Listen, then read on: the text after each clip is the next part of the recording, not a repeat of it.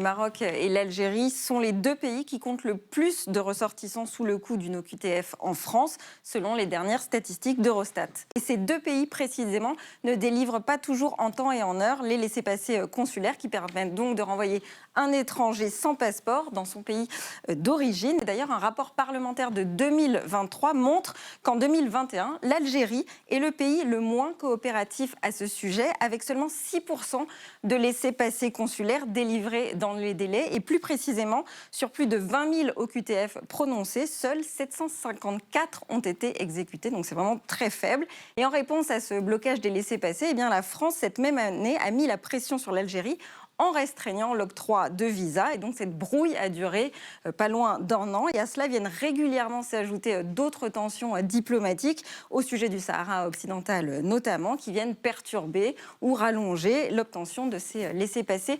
Est-ce que c'est la bonne méthode pour obtenir ces laissez-passer consulaires qui sont nécessaires? On voit qu'il y a très clairement une mauvaise volonté de l'Algérie pour envoyer les laissez-passer consulaires. Gérald Darmanin le disait ouvertement, il faut parfois arbitrer quand on est ministre de l'Intérieur entre le bras de fer avec les pays en question et la lutte antiterroriste, puisque les pays en question, à commencer par les services de renseignement marocains, sont bien souvent des alliés précieux pour la France, pour déjouer un certain nombre d'attentats.